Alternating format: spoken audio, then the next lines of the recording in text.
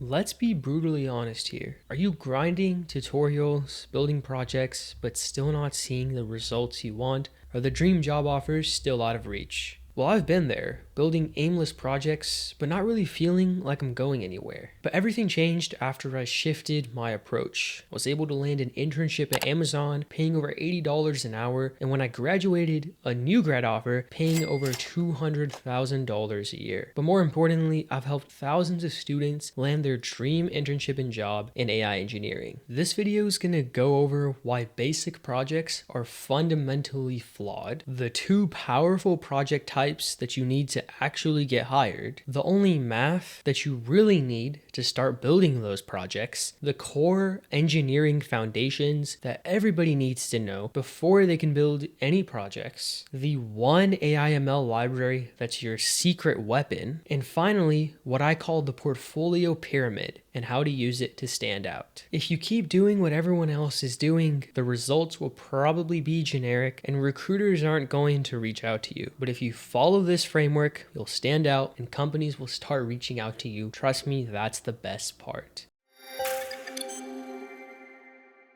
Look, most students are stuck in tutorial hell. They're following step-by-step content without any real understanding. They build projects that are a mile wide but an inch deep. There's no depth and therefore there's no differentiation. They look the same as every other applicant. You, my friend, are going to be different. Forget the common beginner projects. They're totally outdated and they're not impressing any recruiters anymore. Movie review, sentiment analysis, handwritten digit detectors, basic chatbots, forget those. Because the truth is, everyone has these on their GitHub. They're not going to stand out anymore. And I do want to clarify that these projects are good for learning, they're just not good for standing out. The real shift comes when you go deep instead of wide. Focus on these two high signal project types. The first category is implementing a research paper from scratch. There's a ton of sub projects that you can build within that category. And the second category is fine-tuning an open source LLM. Again, there's a ton of projects you could build in that category for education, healthcare, productivity. The applications are endless. And if you're already familiar with these projects, that's awesome. I'll put the timestamps in the pinned comment. Feel free to skip ahead.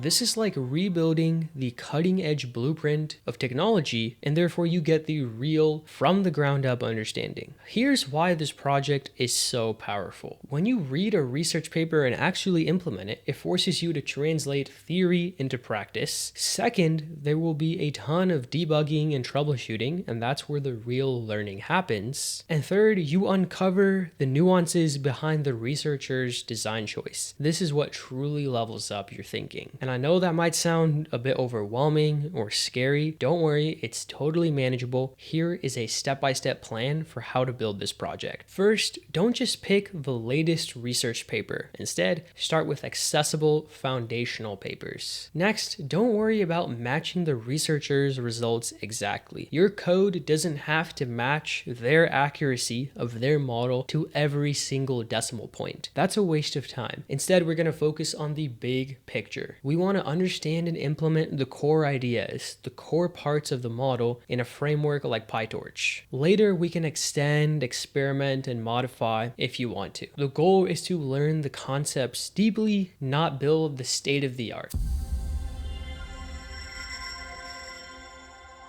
Fine-tuning is when we take a giant pre-trained model and adapt it for a very specific task. Here's an analogy. We might have a smart student who's a great generalist, but let's train them for a very specific career. Here's why this project is so effective and why it's worth it. First, you'll work with cutting-edge practical models like GPT-2, Llama, Mistral, the list goes on. If you're not familiar with those, don't worry. Those are simply some of the big open source models right now, which means they're free to work with with and fine-tune. But more importantly, fine-tuning is an in-demand, high-paying skill. Companies are willing to dish out $250,000 salaries for people who can fine-tune models extremely well. Here's what you'll learn when you build this project. First, data pre-processing. You're going to need to set up a very special kind of data set to fine-tune the LLM. Second, you will be exposed to fine-tuning strategies. What layers of the model do we want to manipulate? What learning rate should we use? How many iterations do we train the model for? Third, you'll be focused on evaluating performance. We need to choose the right metrics to figure out if our fine-tuning actually improved the performance of our base model. And finally, deployment. Don't just let your project sit in a random file on your computer. Think through APIs, platforms, and resource needs. This project is truly full stack. The one thing you need to do before you build this project is choose a domain: education, healthcare, productivity, customer support, coding, competition math problems, the list goes on. Pick a domain that interests you and fine-tune a model for that use case.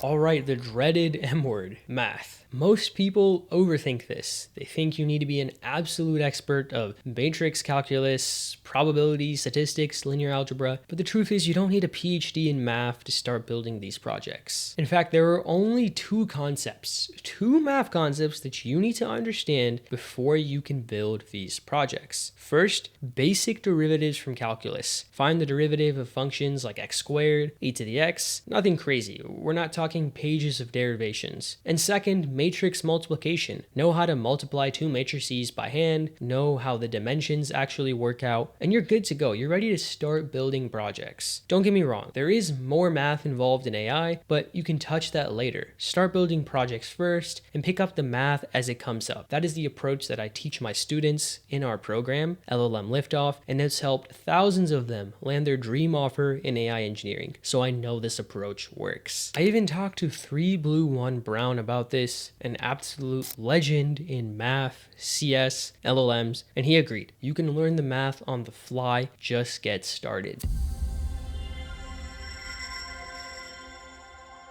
Okay, before tackling papers or fine-tuning, there are 3 essential concepts that you need to master. First, gradient descent. This is the main algorithm for training every AI model. It's like taking steps downhill as we optimize the function. It's very intuitive if you understand basic derivatives from calculus. I know the name might be a bit overwhelming, but trust me, it's not that bad. Second, linear regression. It might seem basic, but it's the foundation of neural networks. Master linear regression and you're on your way to mastering LLMs and transformers. And third, feed-forward neural networks. I know it's a mouthful, but it's the simplest kind of neural network. I'll flash an image on the screen now. Understand this diagram and you are ready to start building projects. And here's a pro tip. Instead of just memorizing these concepts, try to code up a basic implementation in Python from scratch. This will truly solidify your understanding before you move on to the more advanced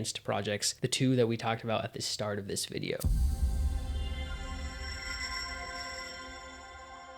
This is the single most important library for AI and machine learning. PyTorch is intuitive, flexible, and it's dominating in both research and industry. There are a ton of resources to learn PyTorch out there, but in my humble opinion, the best resource is the PyTorch protocol. We used to charge $397 for this, but we now give it away completely for free as a bonus to every student that joins our program. Here's how to use PyTorch to read papers and build that first project, re-implementing it from scratch. First, read the results section of a paper first. This is where you'll see the key findings that the researchers actually came up with, so you can get a sense for the general impact. Then you can move on to the introduction and related work sections. This will give you the context behind the topic. So if you're reading the paper, attention is all you need. The paper from Google 2017 that invented the transformer, the context there would be translation. The researchers were actually building a model for translation between different languages, not chatbots. Next, focus on the methodology section of the paper. And don't obsess over every equation, but do pay attention to the key diagrams and illustrations demonstrations. Trust me, they're there for a reason. And lastly, be sure to focus on simpler, beginner-friendly papers before diving into the absolute latest research. And reading papers is a skill. When I first started reading papers, I found them incredibly confusing and overwhelming, but they do get way easier over time.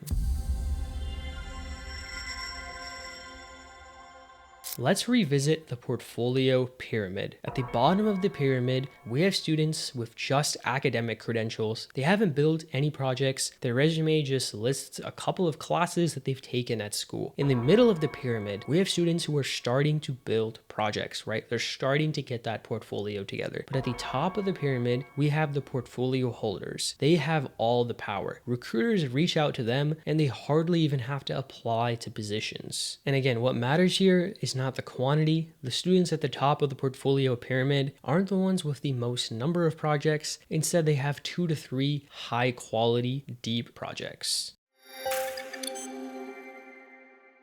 Alright, I want to end this video with some final action steps for you so that you can build a killer portfolio. First, focus on the 2 high signal projects, implementing papers and fine-tuning. Forget handwritten digits and sentiment analysis. Second, document your projects clearly. What was the problem? What approach did you take? What challenges did you encounter? And how did you solve them? Include code, visuals, insights. Show all this off on your portfolio and especially in your interview. Host your code on GitHub. That's the industry standard. Make sure it's clean, leave comments, and even make sure a non-technical recruiter can figure out what's going on. And if you really want to take things up to the next level, create a blog post or a tweet or a LinkedIn post about your project. Recruiters love that stuff. All right, if you'd like to shortcut this entire process, you're in the right place. I want to personally invite you to our AI Engineering Accelerator.